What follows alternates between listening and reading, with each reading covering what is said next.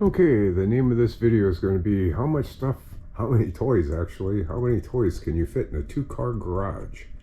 One of my videos shows me completely remodeling the garage, drywall, insulation, LED lights, zone heating and air conditioning, and it was all for flight simulators, racing simulators, and now a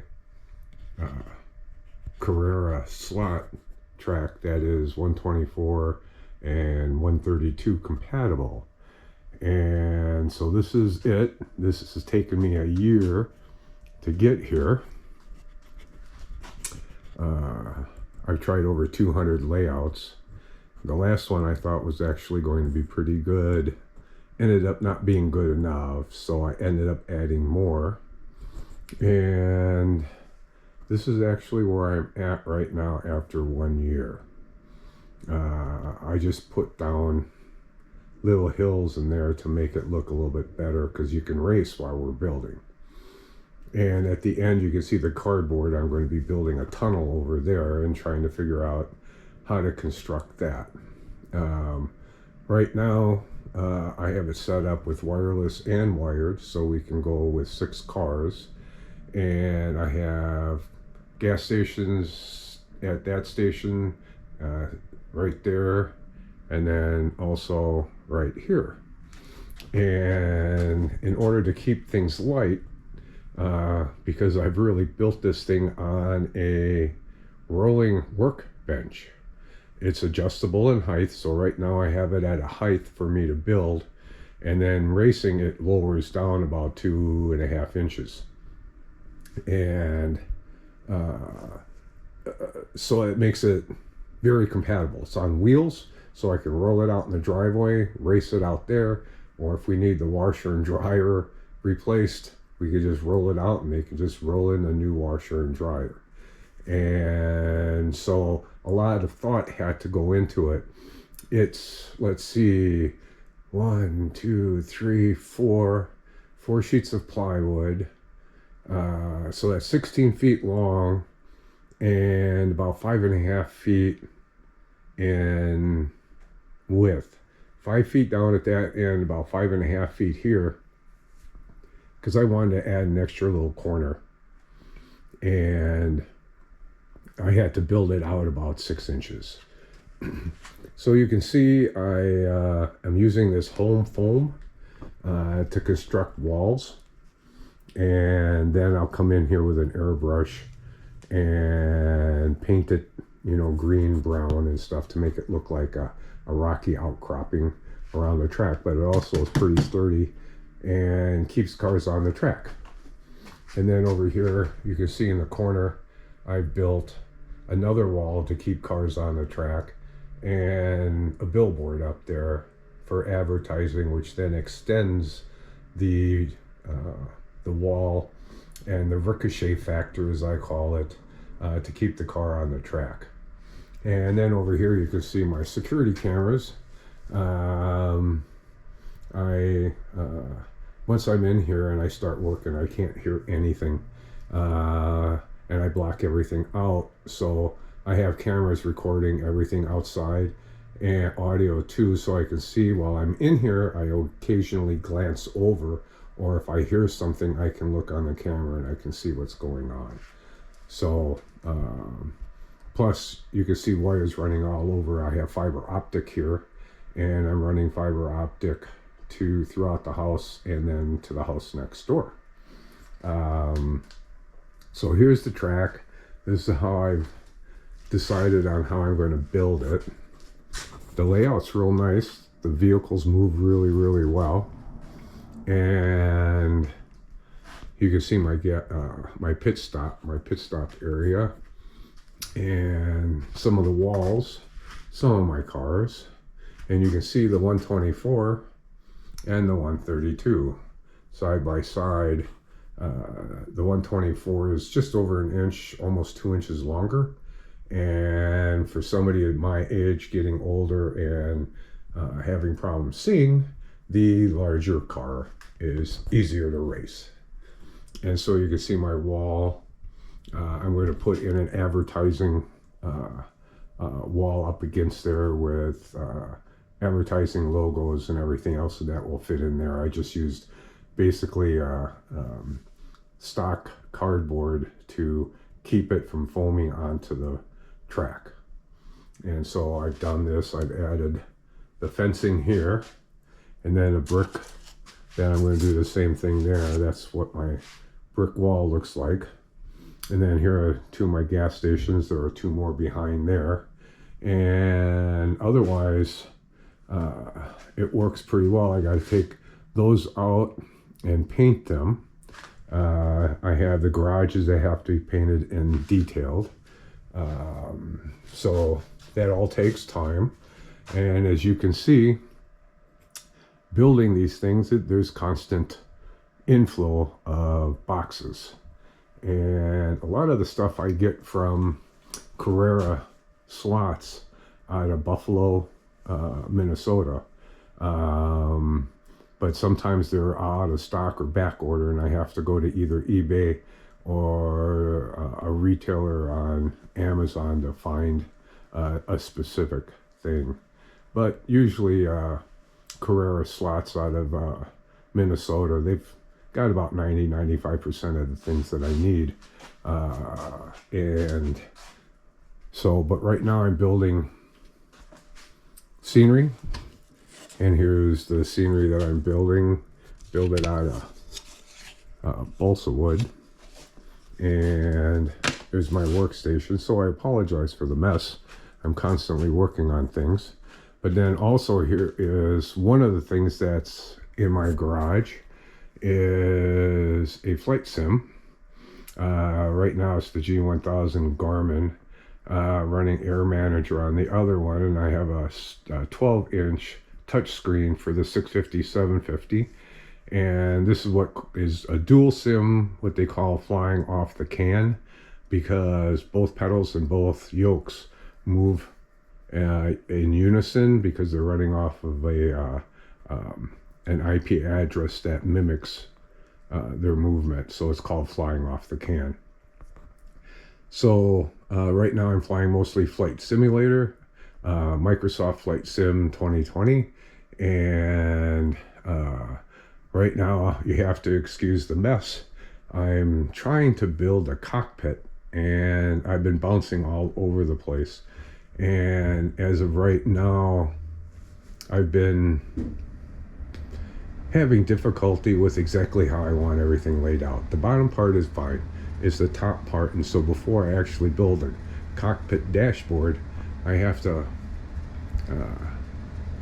know my layout, because I don't keep cutting out the dashboard over and over and over again. To me, one shot is going to be it. So that's a work in progress. Then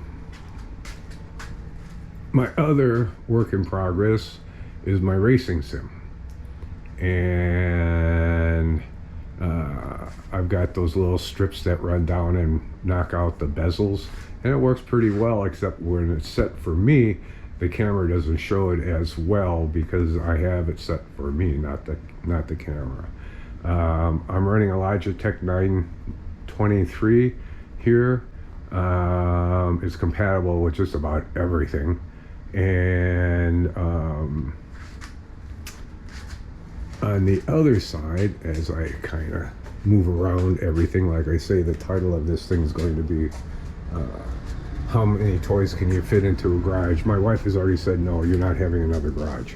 So that's basically where we're at. I got to fit everything into this garage. And so there's my other sim.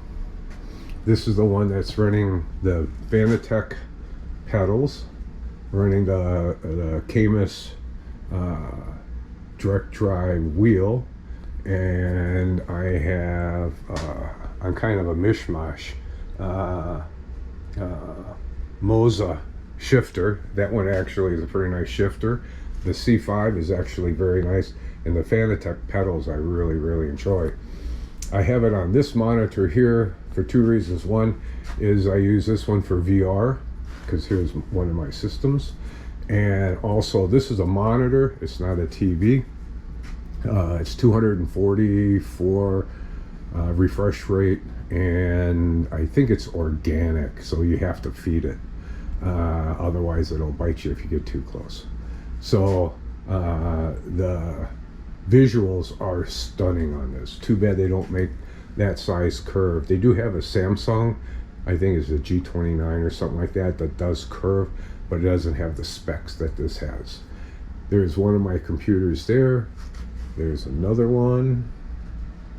And then there's the other one.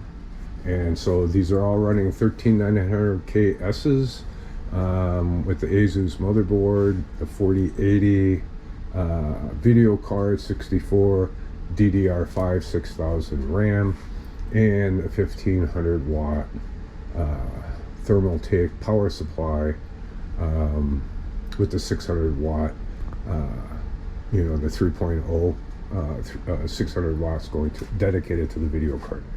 So I have that one, and then I got rid of my analog or Steam system, my flight sim, because this is now glass, the G1000 digital. I got rid of that, turned it into my racing, and then in one of the guest bedrooms, I moved the Steam system with the Garmin 530. I moved that one into one of the guest rooms, so having people over is now kind of difficult unless they want to kind of sleep like a pretzel amongst all my flight gear. So I guess that's it. It's again, how much stuff, how many toys can you fit in a 2-car garage? So I have the slot, which I'm still working on. It'll probably be another couple of years. And then my racing sim, working on that. And then my my dual cockpit flight sim, I'm still working on that. And I think this is the only thing that's actually done at this time. That's the only thing done at this time. So I feel good that that one thing is accomplished. And this is the beginning of my collection of cars. So I have a Ferrari and a Ford GT and an Audi. And then this is the 24s, this is the 32s. And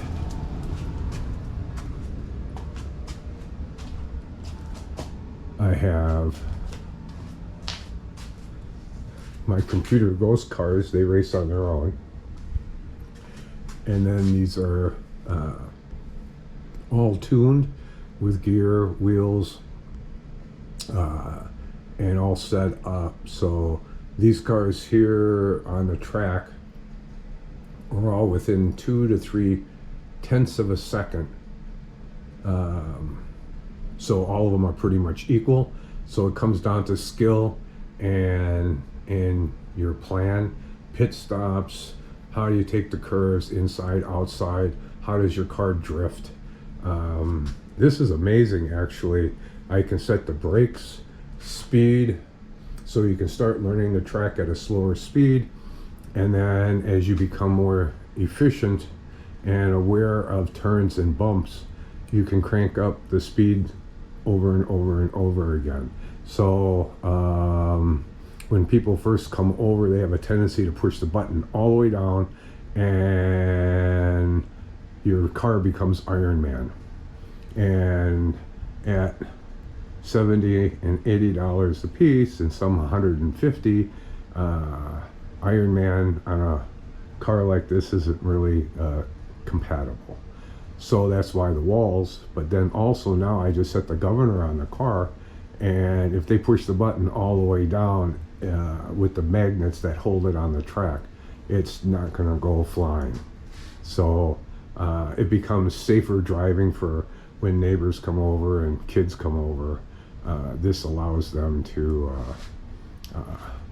have fun without not always constantly chasing the car down to put it back on the track, or driving it off the thing, off the track and hitting the pavement and breaking the mirrors, the fins, you know, all those things, and sometimes the mounting for the motors, so the car doesn't track straight.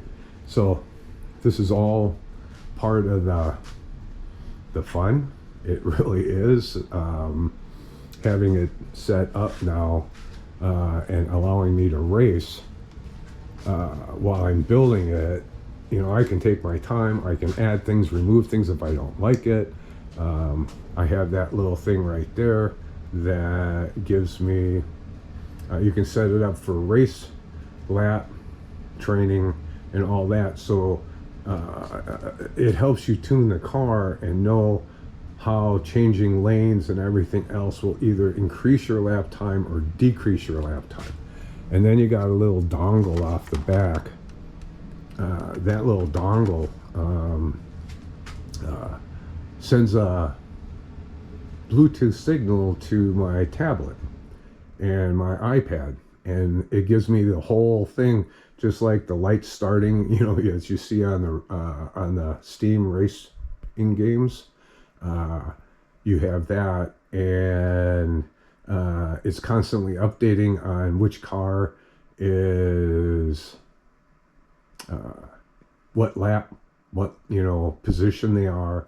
All that stuff is all then sent to a screen, which I now have to figure out how I'm going to set that up.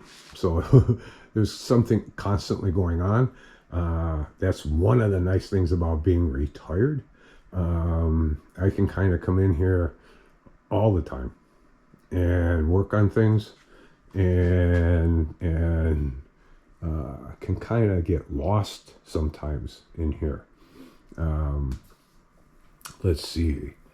I guess that's really about it right now. I've got the layout. Now I have to start building foam hills and scenery, because now I've got the angles right so the cars track really well. I mean, I have a Ferrari that has 0 clearance, and that thing is really fast, but its back end is so light because the car is so small. It's all over the place. And so now with a little skill, you can get into the 8s on, 8 seconds on this track with that Ferrari, and that's awesome. So other than that, I guess that's about it. I'll probably be making more of these as I go along, but I'm really impressed with the Carrera system, how they work. They're a little bit better than the Selectric, but I just like the way everything is on their setup. They come together quite nicely, and so even a base kit can get you going, and provide, especially for the holidays now, can really provide a lot of fun, because this is just when you turn the lights out, I have string lighting that goes around the track like street lights. So when you, and I'll have another video showing that, because this is getting kind of long. So other than that, have a good day, have fun simming, and I'll do another video on the wonders of digital cars and track.